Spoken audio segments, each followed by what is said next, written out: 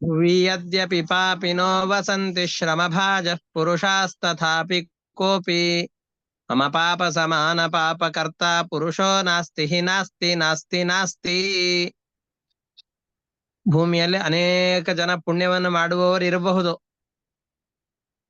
ಬಹಳ ಶ್ರಮ ವಹಿಸಿ ಕೆಲಸವನ್ನು ಮಾಡುವವರು ಬೇಕಾದಷ್ಟಿರಬಹುದು. ಶ್ರಮಭಾಜ ಸಂಸಾರದ ನೇಗಿಲನ್ನು ಹೊತ್ತಂತಹ ಜನರು, ಪಾಪಿಗಳು ಬಹಳಷ್ಟು ಜನ ಇದ್ದಾರೆ. ಆದರೂ ನಾನು ಮಾಡಿದ ಪಾಪಗಳಷ್ಟು ಪಾಪಗಳನ್ನು ಮಾಡಿದ ವ್ಯಕ್ತಿಯನ್ನು ನಾನು ಜೀವನದಲ್ಲಿ ಮತ್ತೊಬ್ಬರನ್ನ ನೋಡಿಲ್ಲ. ನಾವೇನ್ ಅನ್ಕೊಳ್ತೀವೋ ಅದಕ್ಕೆ ಅಪೋಸಿಟ್ ಆಗಿ ವಿಚಾರ ಮಾಡ್ಬೇಕು ಅಂತ ಹೇಳ್ತಾ ಇದ್ದಾರೆ ಅಷ್ಟೇ. ನಮಗೆಲ್ಲ ಏನಿರತ್ತೆ ಅಂದ್ರೆ, ನನ್ನಷ್ಟು ಪುಣ್ಯವನ್ನು ಗಳಿಸಿದವನು ಯಾರಿದ್ದಾನೆ, ನಾನು ಮಾಡುವಷ್ಟು ಸತ್ಕರ್ಮಗಳನ್ನು ಮಾಡೋರು ಯಾರಿದ್ದಾರೆ ಅನ್ನೋ ಭಾವನೆನೇ ನಮಗೆಲ್ಲರಿಗೂ ಇರತ್ತೆ. ಹಾಗಲ್ಲ, ಬೇಕಾದಷ್ಟು ಪುಣ್ಯ ಮಾಡೋರು ಇದ್ದಾರೆ ಭೂಮಿಯಲ್ಲಿ, ಅವರು ಮಾಡ್ಕೊಳ್ತಾರೆ. ಆದ್ರೆ ನನ್ನಷ್ಟು ಪುಣ್ಯವನ್ನು ಗಳಿಸಿದವ್ರು ಯಾರಿದ್ದಾರೆ ಅನ್ನೋ ಭಾವನೆ ನಮಗಿದ್ರೆ, ಅವ್ರು ಹೇಳ್ತಾ ಇದ್ದಾರೆ, ಭೂವಿ ಯದ್ಯಪಿ ಪಾಪಿನೋ ವಸಂತಿ, ಭೂಮಿಯಲ್ಲಿ ಯದ್ಯಪಿ ಪಾಪಿಗಳು ಬೇಕಾದಷ್ಟು ಜನ ಇದ್ದಾರೆ, ವಾಸ ಮಾಡ್ತಾ ಇದ್ದಾರೆ. ಶ್ರಮಭಾಜ ಬಹಳ ದೇಹಕ್ಕೆ ಇಂದ್ರಿಯಗಳಿಗೆ ಶ್ರಮವನ್ನು ಕೊಟ್ಟು ಕೆಲಸವನ್ನು ಮಾಡುವ ಬೇಕಾದಷ್ಟು ಜನ ಇದ್ದಾರೆ. ಆದರೆ ಮಮ ಪಾಪ ಸಮಾನ ಪಾಪಕರ್ತ ನ ಪುರುಷಃ ನಾಸ್ತಿ ನಾಸ್ತಿ ನಾಸ್ತಿ ನಾಸ್ತಿ.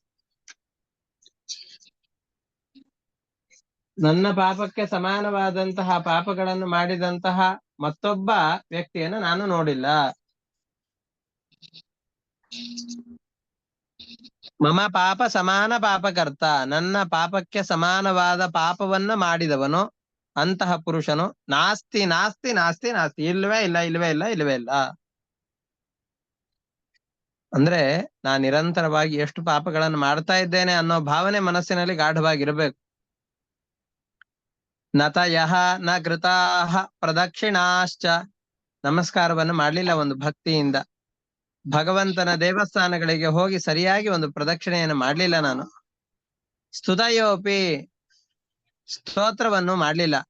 ಕೆಲವೊಮ್ಮೆ ಮಾಡಿದರೂ ಅವು ಎಲ್ಲ ಧ್ರುವಂ ಅಂತರೇಣ ದಂಭ, ಧ್ರುವಂ ನಿಶ್ಚಯವಾಗಿ ಅಕಸ್ಮಾತ್ ಇದರಲ್ಲಿ ಯಾವ್ದಾದ್ರು ಒಂದು ಮಾಡಿದ್ದೆ ಅಂತಂದ್ರೆ ಅಂತರೇಣ ದಂಭ, ಇನ್ನೂ ಒಂದ್ 4 ಜನ ನಾ ಮಾಡೋದನ್ನ ನೋಡ್ಬೇಕು ಅನ್ನೋದಕ್ಕೋಸ್ಕರವಾಗಿ ಮಾಡ್ತಾ ಇರ್ತೇನೆ ಹೊರತಾಗಿ ನಿಜವಾಗಿ ಸ್ವಚ್ಛವಾದ ಮನಸ್ಸಿನಿಂದ ನಮಸ್ಕಾರವನ್ನಾಗ್ಲಿ ಪ್ರದಕ್ಷಿಣೆಗಳನ್ನಾಗ್ಲಿ ಸ್ತೋತ್ರವನ್ನಾಗ್ಲಿ ನಾನು ಮಾಡಿಲ್ಲ.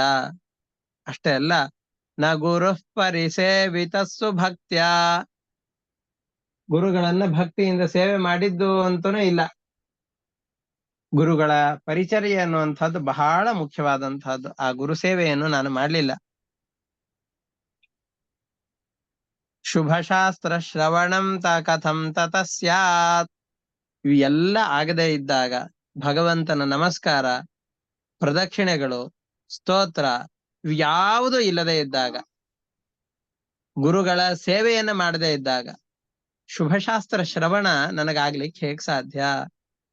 ನಾ ಶುಭಶಾಸ್ತ್ರ ಶ್ರವಣವನ್ನ ಮಾಡ್ಲಿಕ್ಕೆ ಸಾಧ್ಯವೇ ಇಲ್ಲ ಅಂತ ಹೇಳ್ತಾ ಇದ್ದಾರೆ. ಶುಭಶಾಸ್ತ್ರಗಳ ಶ್ರವಣ ಆಗ್ಬೇಕು ಅಂದ್ರೆ ಭಕ್ತಿಯಿಂದ ನಮಸ್ಕಾರ ಮಾಡಬೇಕು, ಪ್ರದಕ್ಷಿಣೆಗಳನ್ನು ಮಾಡಬೇಕು, ಸ್ತೋತ್ರಗಳನ್ನು ಹೇಳಬೇಕು, ಗುರುಗಳ ಸೇವೆಯನ್ನು ಮಾಡಬೇಕು. ಇವು ಯಾವುದನ್ನು ಭಕ್ತಿಯಿಂದ ಮಾಡದೇ ಇದ್ದಾಗ ಒಳ್ಳೆ ಶಾಸ್ತ್ರಗಳ ಶ್ರವಣ ನನಗಾಗ್ಲಿಕ್ಕೆ ಹೇಗೆ ಸಾಧ್ಯ ಅಂತ ಕೇಳ್ತಾ ಇದ್ದಾರೆ.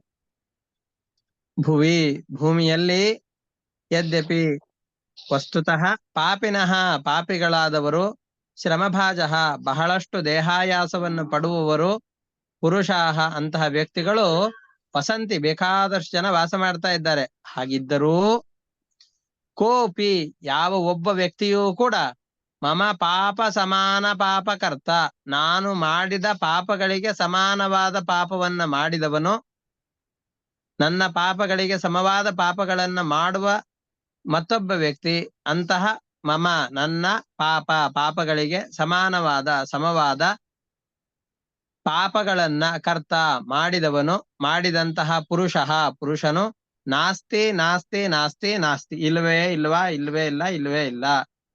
ಇದು ಪ್ರಸಿದ್ಧ. ಯಾಕೆಂದ್ರೆ ಎಷ್ಟು ಪಾಪಗಳನ್ನ ನಾನು ಮಾಡ್ತಾ ಇದ್ದೇನೆ ಅಂತ ನನಗ್ ಗೊತ್ತಿದೆ.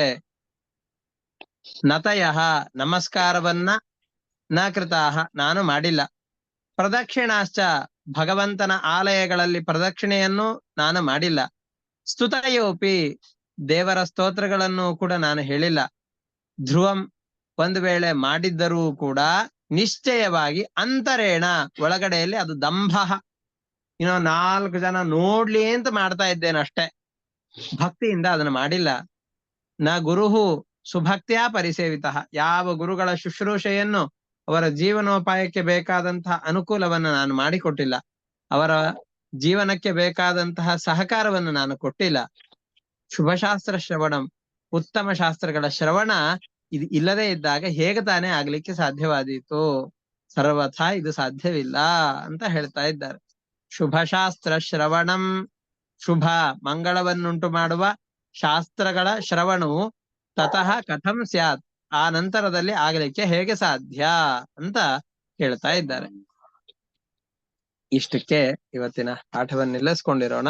ಇದರಲ್ಲಿ ಏನಾದ್ರೂ ಸಂಶಯಗಳಿತ್ತು ಅಂತಂದ್ರೆ ಈ ಪಾಠದಲ್ಲಿ ಕೇಳಬಹುದು. ಸರ್ ದಂಭ ಅಂದ್ರೆ